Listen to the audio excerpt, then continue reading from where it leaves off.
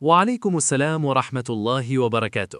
تحية رجوية خالصة لكل جماهير الرجاء البيضاوي داخل وخارج أرض الوطن، وكل عام والأمة الإسلامية بألف خير بمناسبة هذا العيد المبارك، أعاده الله علينا وعليكم باليمن والبركات.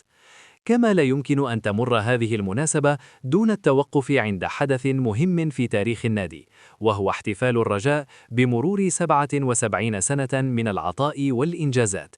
تاريخ حافل بالألقاب والأمجاد صنعه رجال وجماهير ظلت وفية لشعار النسر الأخضر في كل الظروف. بالانتقال إلى مباراة الأمس التي جمعت الرجاء بفريق الاتحاد الرياضي للدشيرة، والتي انتهت بهزيمة الرجاء بهدف دون رد، فإن هذه النتيجة تطرح أكثر من علامة استفهام حول جاهزية الفريق لتحقيق الأهداف المسطرة هذا الموسم. فالهزيمة لا تعكس فقط نتيجة مباراة ودية أو عابرة، بل تكشف عن مجموعة من الاختلالات التي ما زالت ترافق الفريق، سواء على مستوى الانسجام أو الفعالية الهجومية.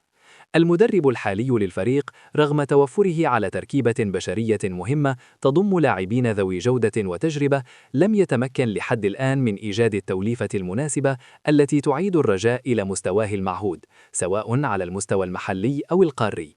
ومع مرور المباريات، أصبح واضحاً أن الفريق يعاني في حسم اللقاءات بسهولة، ويجد صعوبة في فرض أسلوبه داخل رقعة الميدان، وهو أمر يقلق الجماهير التي تطمح لرؤية فريقها ينافس بقوة على لقب البطولة وكأس العرش. وبهذا الخصوص يمكن القول إن الضغط بدأ يزداد على الطاقم التقني، حيث تشير عدة معطيات إلى أن ساعة الحسم قد اقتربت، خاصة إذا استمرت النتائج غير المستقرة. فإدارة النادي والجماهير تنتظران ردة فعل قوية تعيد الثقة وتضع الفريق على السكة الصحيحة قبل فوات الأوان. في جانب آخر، عرفت الفترة الأخيرة بعض الأخبار الإيجابية على مستوى اللاعبين، حيث تلقى اللاعب معاذ الضحاك الدعوة للالتحاق بالمنتخب الوطني للشبان في خطوة تعكس الثقة في مؤهلاته وإمكانياته. كما تم توجيه الدعوة للاعب المهدي الحرار للانضمام إلى لائحة المنتخب الوطني المغربي تحت إشراف المدرب الجديد محمد وهبي، وهو ما يعزز حضور لاعبي الرجاء داخل مختلف الفئات الوطنية. أما اللاعب شرارة فقد التحق بمنتخب بلاده الأردن، حيث يتواجد حاليا هناك للمشاركة في الاستحقاقات القادمة، ما يؤكد الحضور الدولي لعناصر الفريق الأخضر.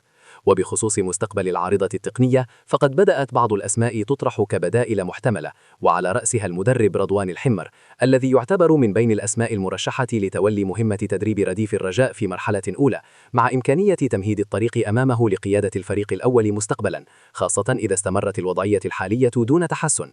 في الختام، تبقى جماهير الرجاء وفية كعادتها، تساند الفريق في السراء والضراء، لكنها في نفس الوقت تنتظر تغييرات حقيقية تعيد للنادي هيبته وتجعله في المكانة التي يستحقها.